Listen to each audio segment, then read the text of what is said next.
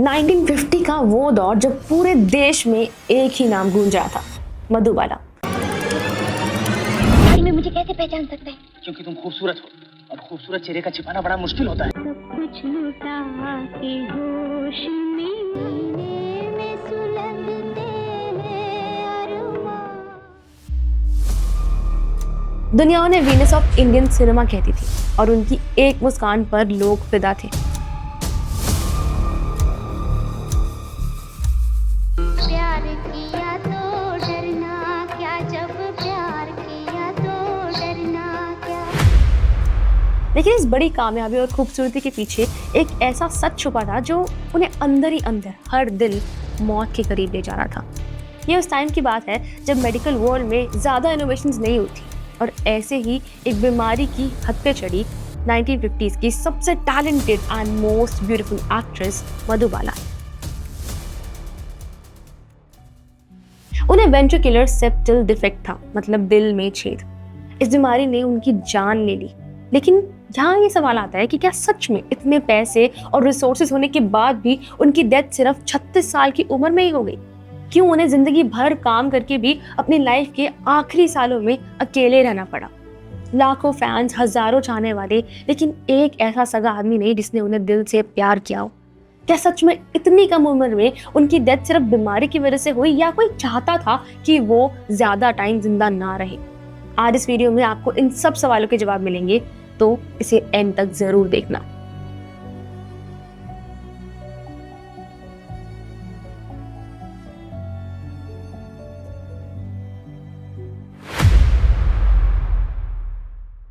शुरुआत होती है दिल्ली से, जहां 14 फ़रवरी 1933 को एक बेहद गरीब पठान परिवार में एक बच्चे ने जन्म लिया और उसका नाम रखा गया मुमताज जहान बेगम दहलवी।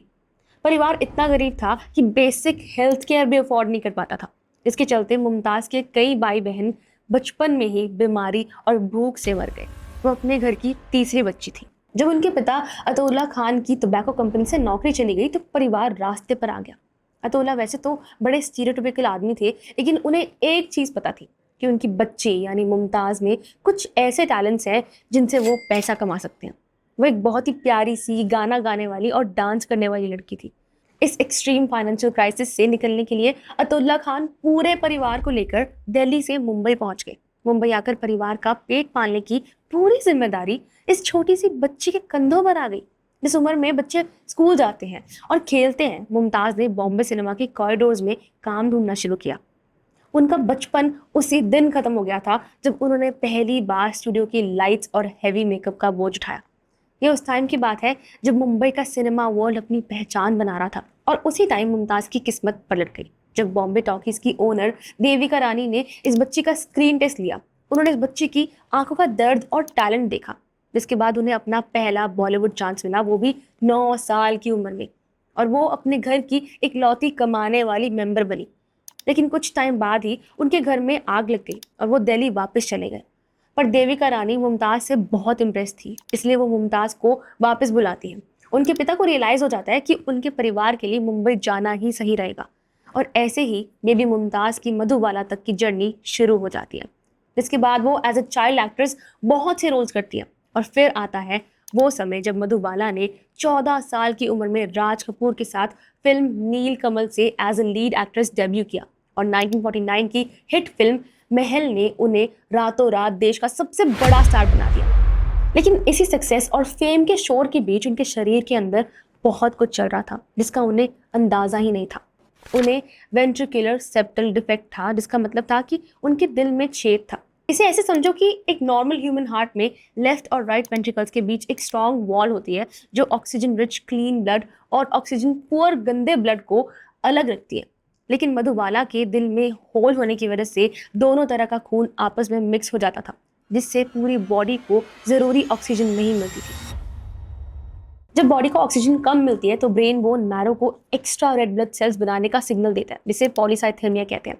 अब ऐसा नहीं है कि ये बीमारी उन्हें अचानक से हुई थी। VSD एक ऐसी बीमारी है जिसके साथ वो पैदा हुई थी, लेकिन उसे डायग्नोस काफ़ी टाइम बाद किया गया था।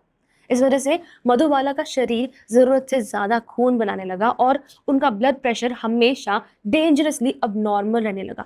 लेकिन उनकी किस्मत तो देखिए, उनके पिता अताउल्ला खान को जब इस सीरियस कंडीशन का पता चला तो उन्होंने इसे पूरी फिल्म इंडस्ट्री से छुपाए रखा। उन्हें डर था कि अगर किसी प्रोड्यूसर को पता चला कि मधुबाला के दिल में छेद है तो उन्हें फिल्मों से निकाल दिया जाएगा, उनका स्टार स्टेटस चला जाएगा और परिवार दोबारा उस भयानक गरीबी में डूब जाएगा।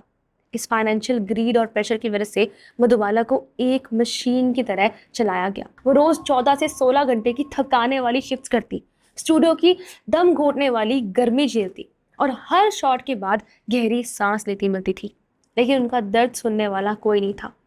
पिता का कंट्रोल उनकी जिंदगी पर इतना स्ट्रिक्ट था कि वो एक शैडो की तरह हर वक्त मधुबाला के साथ रहते थे। उन्हें डर था कि अगर उनकी बेटी किसी से घुल मिल गई या किसी के प्यार में पड़ गई तो उनकी कमाई का जरिया बंद हो जाएगा। इसलिए उन्होंने मधुबाला पर बहुत से रिस्ट्रिक्शंस लगा रखी थी। मधुबाला को किसी भी फिल्म की आउटडोर शूटिंग के लिए बाहर जाने की परमिशन नहीं थी। इसके चलते उन्होंने हॉलीवुड और बॉलीवुड के कई बड़े प्रोजेक्ट्स रिजेक्ट किए। उन्हें पानी में जाना या धूप में ज़्यादा देर रहना बिल्कुल अलाउड नहीं था। जब फिल्म सेट पर डायरेक्टर उन्हें पानी के सीन्स करने को कहते थे या आउटडोर शूट के लिए जिद करते थे तो पिता बीच में आकर मना कर देते थे। इस अजीब बिहेवियर की वजह से फिल्म इंडस्ट्री के लोग मधुबाला को अजीब और एरोगेंट समझने लगे। लोगों को लगा कि बड़े स्टार बनने के बाद मधुबाला नखरे दिखा रही है, जबकि सच ये था कि वो बीमार थी और अपने पिता के कंट्रोल में पूरी तरह बंधी हुई थी। इस फिजिकल टॉर्चर और अकेलेपन के बीच मधुबाला की जिंदगी में एक इंसान आया, दिलीप कुमार। दोनों का रोमांस फिल्म तराना के सेट पर शुरू हुआ और लगातार 9 सालों तक चला। दिलीप कुमार उनकी बीमारी के बारे में जानते थे और उनका ध्यान भी रखते थे। वो चाहते थे कि मधुबाला इस फैमिली एक्सप्लॉयटेशन से बाहर निकले और उनसे शादी कर ले। दिलीप कुमार ने शादी के लिए एक ही शर्त रखी थी कि शादी के बाद मधुबाला अपने पिता के साथ कोई बिजनेस या फाइनेंशियल रिश्ता नहीं रखेंगी। लेकिन अताउल्ला खान इस रिश्ते के सख्त खिलाफ थे।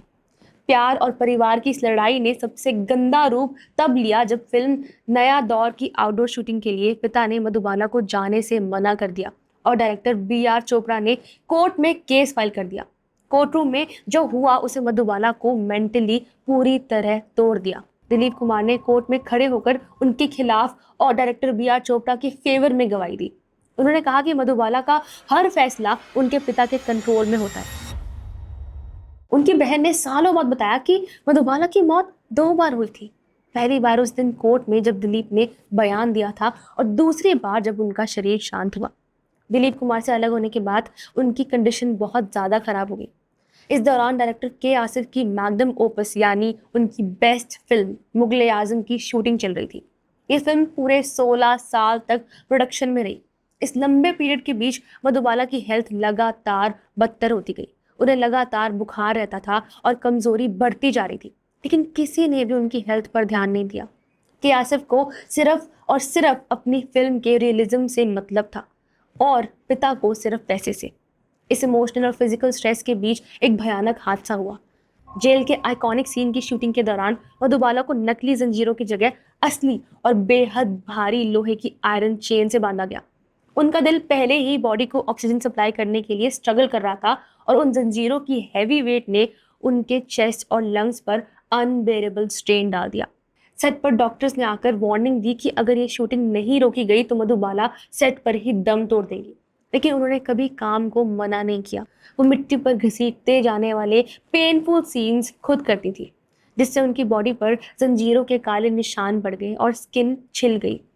वो खांसते खांसते खून की उल्टियां करती थी। फिर 1960 में जब मुगल-ए-आज़म रिलीज हुई और पूरी दुनिया ने उनकी तारीफ की, तब तक मधुबाला चलने फिरने के काबिल भी नहीं बची थी। फिर 1960 में मधुबाला ने एक अचानक से फैसला लेते हुए प्लेबैक सिंगर किशोर कुमार से शादी कर ली, जो कि सिर्फ एक रीबाउंड था। शादी के तुरंत बाद किशोर कुमार उन्हें लंदन के टॉप मेडिकल स्पेशलिस्ट के पास लेकर गए ताकि उनका एडवांस ट्रीटमेंट करवाया जा सके। वहाँ उनके हार्ट की रिपोर्ट्स देखकर ब्रिटिश डॉक्टर के होश उड़ गए। उन्होंने साफ कह दिया था कि उनके दिल का होल अब इतना बड़ा हो चुका है कि अगर उन्हें ऑपरेशन टेबल पर लाया गया तो सर्जरी के दौरान ही उनकी डेथ हो जाएगी।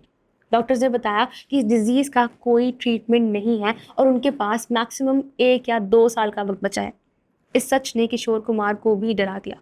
उन्हें आइडिया ही नहीं था कि एक क्रिटिकल पेशेंट को कैसे हैंडल करें। इसीलिए उन्होंने मधुबाला के लिए बांद्रा में एक अलग घर खरीद दिया और वहाँ उनके लिए एक प्राइवेट नर्स रख दी। किशोर कुमार अपने काम में इतने बिजी थे कि सिर्फ मंथ में 2 बार ही उनसे मिलने आते थे, और तब भी उन दोनों की लड़ाई हो जाती थी। दुनिया की सबसे बड़ी फीमेल सुपरस्टार अपनी ज़िंदगी के आखिरी 9 साल बिल्कुल अकेले उस क्लोज रूम में काट रही थी। उनकी बॉडी इतनी कमज़ोर हो चुकी थी कि उनका वज़न सिर्फ हड्डियों का बचा था। उनके पिता का स्ट्रिक्ट कंट्रोल अभी भी जारी था, और उन्होंने फिल्म इंडस्ट्री के दोस्तों या किसी भी को स्टार को उनसे मिलने की परमिशन नहीं दी। बॉम्बे में अफवाहें उड़ने लगी थी कि मधुबाला की सारी खूबसूरती अब खत्म हो चुकी है और वो अब भूत जैसी लगती है। मधुबाला जब खुद को मिरर में देखती थी तो घंटों रोती थी। उनकी लाइफ के आखिरी 2 साल जीने लायक ही नहीं थे। पॉलीसाइथेमिया की वजह से उनका शरीर लगातार इतना एक्स्ट्रा ब्लड बना रहा था कि उनके कमज़ोर लंग्स सांस नहीं ले पा रहे थे और उनका दिल तक ऑक्सीजन नहीं जा पा रही थी। डॉक्टर्स रोज़ उनके घर आते, उनका एक्स्ट्रा खून बाहर निकालते, जिसके कारण उनके हाथ नीले पड़ गए थे। 23 फेब 1969 को सिर्फ 36 साल की उम्र में उनका हार्ट फेल हो गया और उनकी डेथ हो गई। उनकी डेथ के ठीक कुछ महीनों बाद लेट 1969 और 1970 की शुरुआत में मेडिकल साइंस ने कार्डियोलॉजी में एक बहुत बड़ी सक्सेस हासिल की। ओपन हार्ट सर्जरी और VSD यानी दिल के छेद का 100% सक्सेसफुल सर्जिकल ट्रीटमेंट पूरे वर्ल्ड में कॉमन हो गया। इसका मतलब ये है कि अगर मधुबाला सिर्फ 1 या 2 साल और किसी तरह सर्वाइव कर जाती तो मेडिकल साइंस उन्हें बहुत आसानी से बचा लेता। मधुबाला कितनी प्यारी और टैलेंटेड इंसान थी, उसका आइडिया आपको इस बात से लग जाना चाहिए कि आज उनकी मौत के ऑलमोस्ट 60 साल बाद भी उन्हें लोग याद रखते हैं। Guys, that's it for the day. Hope आपको वीडियो पसंद आई हो। अगर वीडियो पसंद आई है तो do like, share and comment, and channel को सब्सक्राइब करना बिल्कुल मत भूलना। मिलते हैं हमारी अगली वीडियो में, तब तक के लिए stay strong, stay safe and keep missing in sin medical.